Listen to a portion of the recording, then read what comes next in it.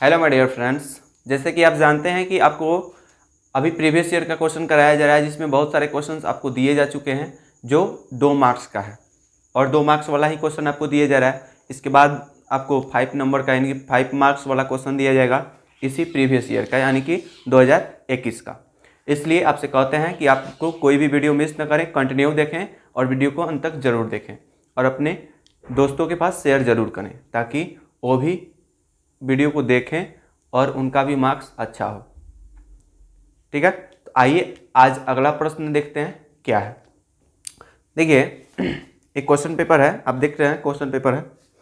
इसमें 27 नंबर तक हम लोग कंप्लीट कर चुके हैं। 28 नंबर क्वेश्चन है, आपको सिद्ध करना है। क्या करना है? सिद्ध करना है। देखिएगा क्वेश्चन 28 नंबर क्वेश्चन है कि आपको सिद्ध करना है, सिद्ध करें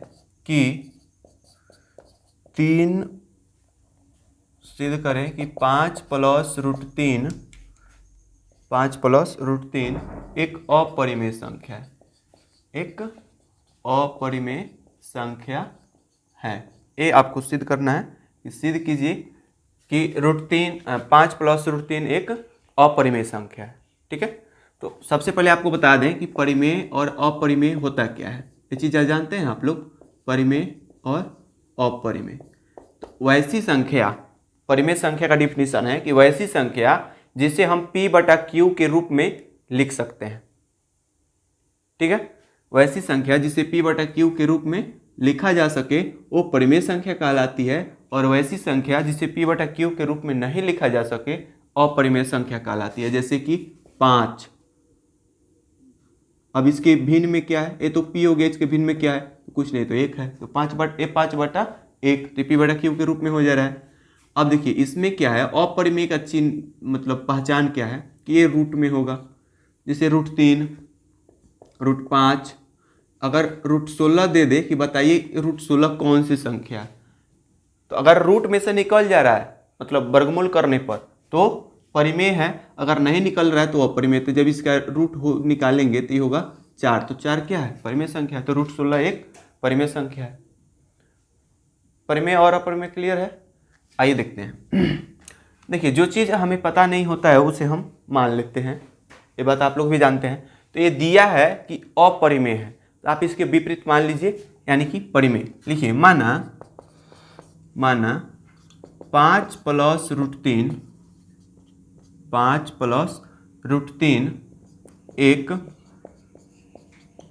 परिमेय संख्या है। 5 प्लस रूट तीन एक परिमेय संख्या है जिसका सरलतम रूप हम लिख सकते हैं, जिसका सरलतम रूप क्या है? x है, जिसका सरलतम रूप x है। मान लिए कि माना 5 रूट तीन एक परिमेय संख्या है जिसका सरलतम रूप क्या है? x है।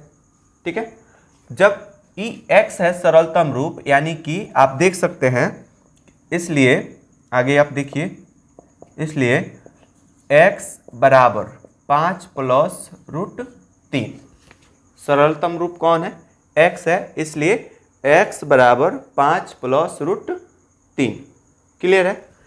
अब रूट को एक तरफ कीजिए और बगैर रूट वाले को एक तरफ। तो x है, उधर प्लस 5 है, इधर आएगा तो -5 हो जाएगा और इधर बच जाएगा रूट तीन। या आप इसे लिख सकते हैं रूट तीन बराबर x माइनस 5।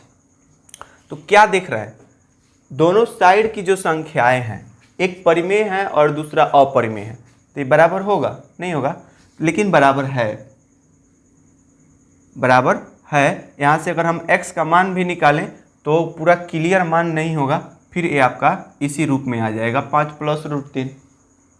तो हमें बताना है कि वो जो संख्या दी हुई है वो अपरिमेय है कि नहीं है, तो उसके विपरीत मान लिए। ठीक है, और उस जिसका सरलतम रूप हमने x ले लिया है, तो सरलतम रूप x है, इसलिए x बराबर 5 प्लस रूट तीन को हमने अलग कर दिया और 5 को अपने तरफ खींच लिया, क्योंकि 5 अगर सिंगल 5 है तो वो परिमेय संख्या है और सिंगल रूट तीन है तो वो अपरिमेय संख्या है। अगर इसके साथ कोई भी परिमेय संख्या मिल जाए तो अपरिमेय ही होगा। बस समझ में आ रहा है? इसलिए हम उसे एक तरफ छटका रहे हैं, परिमेय को अलग और अपरिमेय को अलग। तो प्लस है, इधर आके माइनस हो जाएगा। तो आप इसको देखिए, ये जो है x माइनस 5 ये क्या है? ये आपका परिमेय संख्या है। ये क्या है? ये परिमेय संख्या है। लेकिन √3 एक अपरिमेय संख्या है। लेकिन √3 एक अपरिमेय संख्या है। इसलिए हमारा या हमारी हमारा कथन या मान, हमारा कथन या मान भी कह सकते हैं, मान असत्य है कि क्या 5 प्लस √3 एक परिमेय संख्या है। हमने जो माना है वो असत्य है। क्यों असत्य है? अभी आपको बताया क्यों असत्य है। जैसा कि आप देख सकते हैं कि ये √3 है, ये √3 है और ये x माइनस 5 है। तो x का कोई भी मान अगर हम यहाँ रख दें, मान लीजिए अगर x का मान हम 0 ही रख दें और 5 घटा दें तो क्या होगा? -5 ही होगा। रूट में तो नहीं है ना, रूट से बाहर है, तो माइनस में हो या प्लस में हो कोई फर्क नहीं पड़ता है, लेकिन परिमेय तो है। अगर यही रूट में रहता √5 तो क्या होता? अपरिमेय होता। वही बात है, यहाँ जो √3 है एक अपरिमेय संख्या है, लेकिन x माइनस 5 परिमेय संख्या है। इसलिए जो हमने माना है वो कथन असत्य है कि 5 प्लस √3 एक परिमेय संख्या है। अतः निष्कर्ष क्या निकलता है?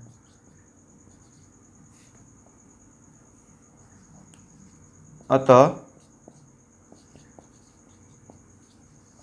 निष्कर्ष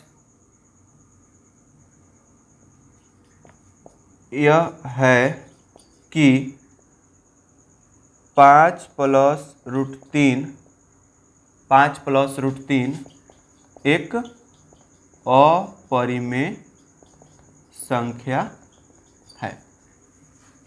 क्लियर है?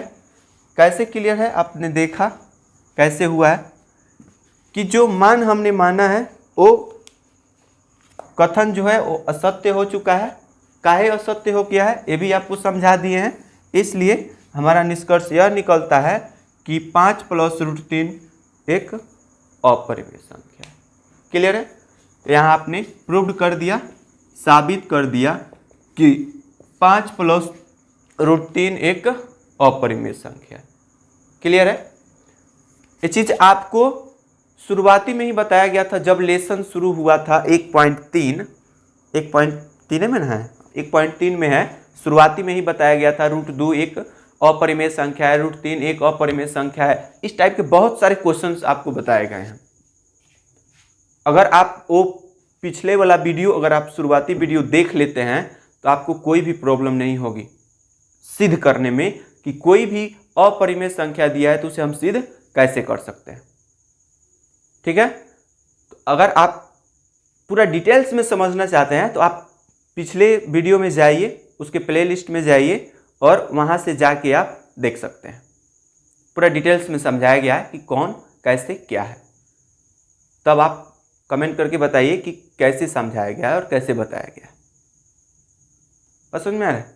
चलिए अगला प्रश्न देखते हैं क्या है। क्लियर है? आइए अगला प्रश्न देखते हैं क्या है। अब देखिए प्रश्न है कि यूक्लिड विभाजन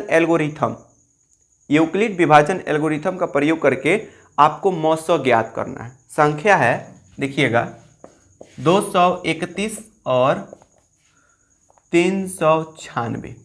इसका मौसो ज्ञात करना है, HCF ज्ञात करना है। आपको जैसे बनाना है वैसे बनाइए, लेकिन यहाँ पे जो पूछ रहा है वही मेथड अप्लाई होगा। क्या पूछ रहा है आप देखिए, यूक्लिड के विभाजन एल्गोरिथम का प्रयोग करके आपको बनाना है। आप जानते हैं यूक्लिड विभाजन एल्गोरिथम क्या होता है? जानते हैं?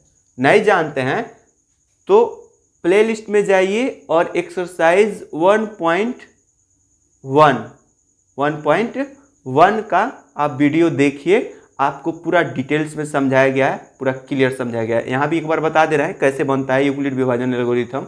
जब क्वेश्चन सॉल्व करेंगे तो आपको क्लियर समझ में आ जाएगा, लेकिन एक बार जरूर देखें जाके वहाँ पे। अगर वहाँ से आप देख लेते हैं तो आपको कोई भी क्वेश्चन इस पे छूटने वाला नहीं है, क्योंकि बहुत डिटेल्स में और बहुत बढ़िया तरीके से समझाया गया है। ठीक है, तो आइए प्रश्न देखते हैं।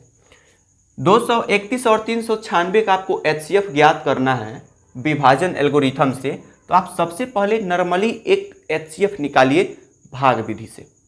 जैसे आप 7-8 में पढ़े हैं HCF ज्ञात करने का, सेम टू सेम वही मेथड आपको अप्लाई करना है। यहाँ पे देखिए भाग विधि से हम HCF ज्ञात कर रहे हैं 231 और 396 का। तो 231 से 396 कटाइएगा, कितना बार में कटेगा आप कटा के देखिए। अगर एक बार में कटाइएगा तो इतना ही होगा, 2 बार में कटाएंगे तो ज़्यादा हो जाएगा, इसलिए एक बार में कटाइए। तो 231 से कम 231, भाग देने के बाद घटाते हैं, ये आप लोग भी जानते हैं। तो घटाइए, 6 में से 1 घट के 5 हो जाएगा, 9 में से 3 घट के 6 हो जाएगा, और 2 में से 1 घट के 1 आ जाएगा, यानी कि 165। अब जो ये आपका शेषफल है, अब इस शेषफल से, अब तो पूरा पूरा कटा नहीं, जहां आपका शेषफल 0 0 हो जाएगा वहां आपका HCF खत्म हो जाएगा। और HCF कौन होगा? उससे जो कटाने वाली संख्या होगी। आइए देखते हैं क्या होता है। 165 आपका शेषफल हो जा रहा है, फिर इस शेषफल से 231 में आप भाग कीजिए। तो 165 से अगर 231 कटाते हैं तो 2 बार में कहीं ज़्यादा हो जाए तो फिर एक बार में कटाएंगे, 1-2 बार में ज़्यादा हो ही जाएगा। आप करके देख लीजिए 2 बार में, तो हम 1 बार में कटा रहे हैं। तो 165 है कम 165, फिर यहाँ हम माइनस करेंगे, फिर यहाँ क्या करेंगे माइनस करेंगे। तो 11 में से 5 घटा दीजिए तो 6 हो गया, यहाँ बच गया 2, 2 में से 6 नहीं घटेगा, दाएँ लेगा तो होगा 12, 12 में से 6 घटेगा 6, यहाँ 1 कट जाएगा, 66 आ गया। अब फिर 66 इस शेषफल से आप इसमें भाग कीजिए 165 में। अब 166 से 165 कटाइएगा तो 2 बार में कटा के देखिए, 66 दूना 6 दूना 12, 6 दूना 12 1 13, 3 बार में कटाएंगे तो ज़्यादा हो जाएगा। देख लीजिए 3 बार में 6 3 का 18, 6 3 का 18 का 19, 198 हो जा रहा है। तो 2 बार में कटाइए, 66 दूना 132, फिर यहाँ घटाएंगे तो 5 में से 2 घट के 3 आ जाएगा, 6 में से 3 घट के 3 आ जाएगा, फिर आपका शेष आ गया। और फिर इस शेष से इस 66 को कटाइए तो 33 दूना 66, ये तो इजी है, 33 दूना 66, शेषफल देखिए 0 0 आ गया। तो जहाँ शेषफल आपका 0 आ जाए वहाँ HCF खत्म, यहाँ HCF खत्म हो जा रहा है। और HCF कौन होगा? जिस संख्या से कटा के आपने शेषफल 0 लाया है वही संख्या उस दी गई संख्याओं का HCF होगा। क्लियर है? तो ये कौन संख्या कटाया है? 33 कटाया है, तो सीधी सी बात है कि इसका HCF होगा 33। तो HCF बराबर 33, या आप कह सकते हैं MSO बराबर 33, इसमें कोई डाउट नहीं, ये आपका आंसर होगा। लेकिन आपको यूक्लिड विभाजन एल्गोरिथम का प्रयोग करके बनाना है। कैसे प्रयोग कीजिएगा? आइए प्रयोग करके दिखाते हैं। यूक्लिड विभाजन प्रमेय। यूक्लिड विभाजन प्रमेय क्या कहता है ये देखिए। यूक्लिड विभाजन प्रमेय ये होता है कि यहाँ का जो संख्या है ये आपका भाज्य है, ये भाज्य है, ये भाजक है, ये भागफल है, और ये शेषफल है। ये भाज्य है ना, जो जिसमें हम भाग देते हैं वो भाज्य है, जिससे भाग देते हैं वो भाजक है, जो परिमाण मिलता है वो भागफल कहलाता है, भागफल, और इससे जो बच के आता है वो शेषफल कहलाता है। तो अगर शेषफल जहाँ 0 मिल जाए वहाँ आपका HCF खत्म, और जिस भाजक से शेषफल 0 हुआ है वहीं उसका HCF होता है। तो इसमें आपको यूक्लिड विभाजन एल्गोरिथम का प्रयोग करना है। और कैसे करना है? यानी कि भाज्य बराबर, आप जानते हैं क्या होता है? भाज्य बराबर भाजक गुने भागफल जोड़ शेषफल। भाज्य बराबर भाजक गुने भागफल जोड़ शेषफल। ठीक है। तो यहाँ यूक्लिड विभाजन एल्गोरिथम आपने यहाँ देखा, भाज्य बराबर भाजक गुने भागफल जोड़ शेषफल, वहीं हम नियम यहाँ पे अप्लाई करेंगे। तो ये जो है ये आपका भाज्य है, तो आप लीजिए यूक्लिड विभाजन एल्गोरिथम से, यानी कि 396 भाज्य बराबर भाजक 331 गुने भागफल 1 जोड़ शेषफल 165। इसका तो शेषफल 0 हुआ नहीं, तो इसमें HCF आएगा नहीं ना आएगा। आगे बढ़िए, अब आगे है 231 बराबर 165 गुने भागफल 1 जोड़ शेषफल 66, इसमें भी 0 नहीं हुआ। अब आगे 165 बराबर इसका 165 बराबर 66 गुने 2 प्लस शेषफल 33, इसमें भी 0 नहीं हुआ। अब इसका आइए 66 बराबर 33 गुने 2 प्लस शेषफल 0, इसका तो शेषफल 0 मिल गया। अब इसका शेषफल 0 मिल गया तो इसका भाजक कौन है, 33 है, तो यही इसका HCF होगा, ए भाजक HCF बराबर 33, यही इसका HCF होगा। क्लियर है। तो यूक्लिड विभाजन पर में आपने देखा कि उसे कैसे फिक्स किया गया है और कैसे दिखाया गया है, ठीक है।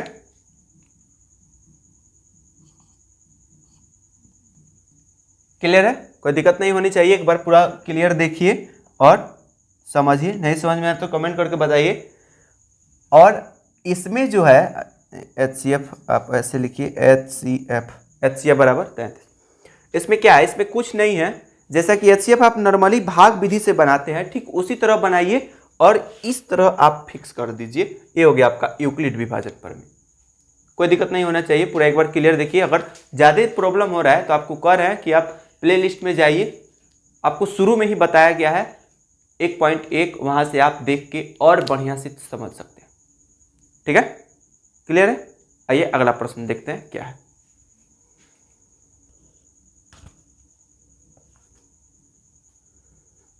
क्वेश्चन नंबर देख लीजिए, 29 है।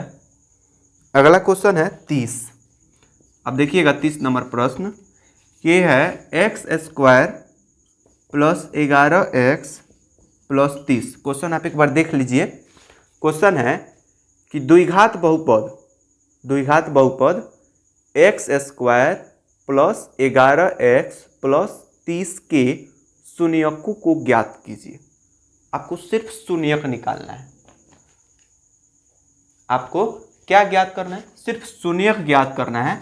जैसा कि ये मान लीजिए एक द्विघात बहुपद है, इसमें शून्यक ज्ञात करना है, तो कैसे निकालिएगा, गुणनखंड करके। गुणनखंड आप लोग जानते हैं, शुरू में ही गुणनखंड पढ़े होइएगा। तो इसका जब हम खंड करेंगे, इसमें जब हम खंड करेंगे तो फर्स्ट और लास्ट, फर्स्ट है x², तो x² का गुणनखंड क्या है, कुछ नहीं है तो 1 है, और लास्ट है 30, तो फर्स्ट और लास्ट का गुना करते हैं। तो फर्स्ट लास्ट का गुना करेंगे तो 30 एकम 30।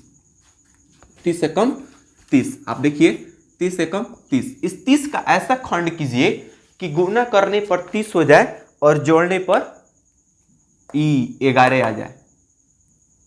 तो कौन ऐसा अंक है जिसको गुना करने पर 30 और जोड़ने पर 11 आ जाए। आपको पता नहीं है तो 30 का खंड कर लीजिए। 30 का खंड करेंगे 2 से तो 15 दूना 30, 3 से 3 बचे 15, 5 से 5 एकम 5। आपको 3 गो संख्या में मिला, 2 5 3, इसी से संख्या बनाना है, 2 5 और 3, इसी से बनाना है आपको। कि जोड़ने पर 11 और गुना करने पर 30।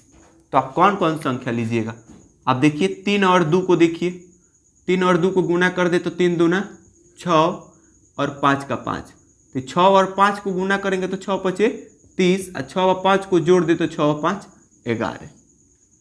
मिल जा रहा है कि नहीं। तो कौन कौन मिला, 6 और 5। तो यहाँ से बनाइए x² प्लस 11 नहीं प्लस 6 प्लस 5, x को बाहर कर दीजिए, प्लस 30 का 30, ये हो गया x² प्लस प्लस प्लस 6 से x गुना कर लेगा 6x प्लस प्लस प्लस 5 से x गुना कर लेगा 5x प्लस 30 का 30। अब इसमें से संख्या कॉमन कर लीजिए, संख्या तो कॉमन होगा नहीं तो x कॉमन कर लीजिए। कॉमन वही होता है जो दोनों में हो। एक में तो कॉमन होगा नहीं, कॉमन वही होता है जो दोनों संख्या में आए। तो इस दोनों में कौन है, इस दोनों में x है, तो x कॉमन हो जाएगा। और जब x कॉमन हो जाएगा तो स्क्वायर में से x निकल गया तो x बच गया, अब प्लस x निकल ही गया तो यहाँ केवल 6 बच गया। जितना इस ब्रैकेट्स में कॉमन करके लाए हैं उतना ही नेक्स्ट यानी कि अगला ब्रैकेट्स में आपको कॉमन करके लाना है। तो यहाँ कौन सा संख्या कॉमन कीजिएगा जो इसके बराबर पहुँचा देगा। यहाँ 5 है, यहाँ x है, यहाँ हमको x चाहिए तो 5 हटाएंगे तो 5 कॉमन कर लिए। तो एगो में तो कॉमन हो गया तो दूसरा में भी उतना ही कॉमन होगा, तो 5 से 30 कटा दीजिए तो 5 छक्के 30। देखिए दोनों में संख्या बराबर आ गया। जब दोनों ब्रैकेट्स में संख्या बराबर आ जाए तो दोनों में से एगो लिख दीजिए कॉमन करके, तो हो जाएगा x + 6 और एक बाहर वाला लिख लीजिए।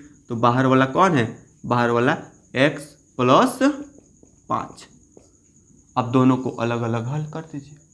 तो जब दोनों को अलग अलग हल करेंगे तो ये हो जाएगा यदि x + 6 = 0, ये भी उसी तरह लिखाएगा यदि x + 5 = 0, तो x बराबर एक प्लस है, बराबर के उधर जाएगा तो माइनस हो जाएगा। यहाँ भी ये प्लस है, बराबर के उधर जाएगा तो माइनस हो जाएगा। आपने दो शून्यक ज्ञात किया और वो शून्यक क्या है, देखिए शून्यक x बराबर -6 -5। आपने दो शून्यक ज्ञात कर दिया, -5 और -6। इस शून्यक है आपका, है कि नहीं। तो इस तरह से आप खंड करके शून्यक ज्ञात कर सकते हैं किसी भी द्विघात बहुपद का। क्लियर है। अगर आपको गुणनखंड आता हो तो तब कोई परेशानी नहीं है, पिछले क्लास में आप लोग गुणनखंड पढ़े होइएगा। अगर नहीं आ रहा है तो आप देखिए कैसे समझाया गया है, किस तरीके से गुणनखंड बना के उसका शून्यक ज्ञात किया गया। अगर इसमें भी क्लियर नहीं हो रहा है तो आपको कह रहे हैं आप पिछले वीडियो में जाइए, प्लेलिस्ट में जाइए, वहाँ से आप एक्सरसाइज किस में का है, 2 में का है, बहुपद में का 2 में जाइए, 2 को ओपन कीजिए, वहाँ से देखिए और समझिए, आपको पूरा क्लियर समझ में आएगा। एक गारंटी देते हैं आपको, ठीक है। तो एक बार देखिए, बढ़िया से समझिए, नहीं समझ में आ रहा है तो कमेंट करके बताइए। हम काहे के लिए हैं, समझाने के लिए ही, ठीक है। चलिए तो मिलते हैं फिर आपसे अगले वीडियो में अगले क्वेश्चन के साथ, जो एकदम धांसू और ज़बरदस्त प्रश्न है, और वो है 5 नंबर वाला, ठीक है। प्रश्नों की संख्या ज़्यादा है, इसलिए आप कोई भी प्रश्न उठा के उसमें से बना लीजिए जितना आपको दे रहा है। एक बार आइए उसका डेमो दिखा देते हैं आपको।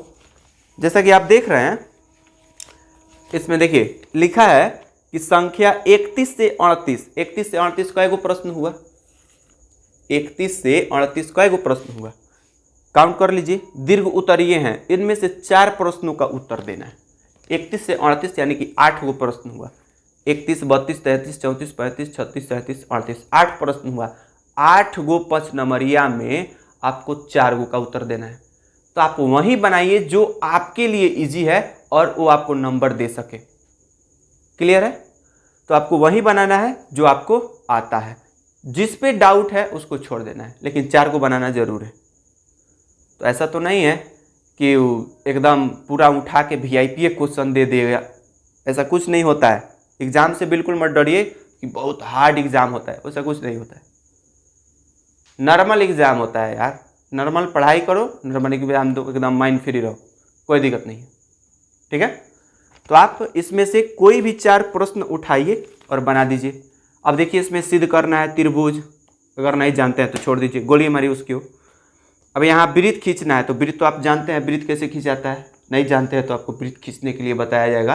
पूरा प्रकाल स्टोमर बॉक्स लेके बैठिएगा, तब आपको समझ में आएगा कि वृत्त कैसे खींचाता है, और उससे जो स्पर्श रेखाएं निकलती है वो कहाँ किससे जाके टकराती है, किससे स्पर्श करती है, ठीक है।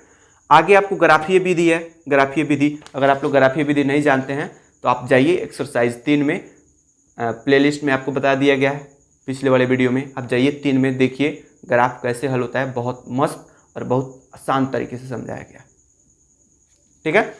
उसके बाद आपका प्रश्न है हाइट एंड डिस्टेंस का। तो अभी तो 8 पढ़ाए हैं, 9 नहीं पढ़ाए हैं, तो उसमें हम जरूर आपको पढ़ा के बताएंगे हाइट एंड डिस्टेंस किस तरह से सॉल्व होता है। अगर क्वेश्चन पढ़ के क्वेश्चन समझ गए तो समझिए कि आधा सॉल्व हो गया, कोई दिक्कत नहीं है। क्वेश्चन पढ़ के अगर क्वेश्चन समझ गए तो सॉल्व हो गया।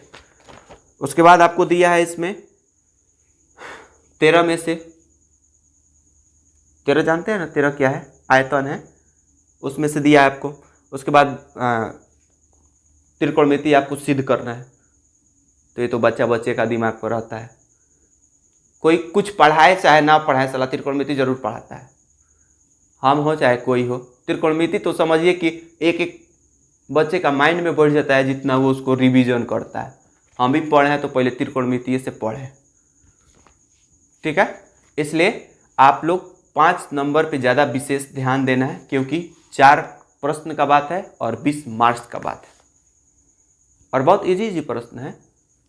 इसलिए टेंशन न ले, घबराए नहीं, एकदम इत्मीनान से सही ढंग से सही तरीका से आपको तैयारी कराया जाएगा यहाँ से, और हर टिप्स आपको बताया जाएगा कि एग्ज़ाम आपको कैसे देना है और किस आधार पे देना चाहिए, आपको किस टिप्स के साथ देना चाहिए।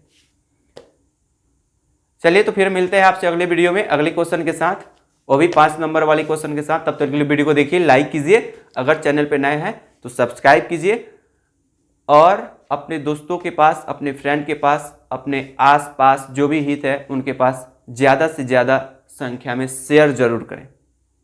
धन्यवाद।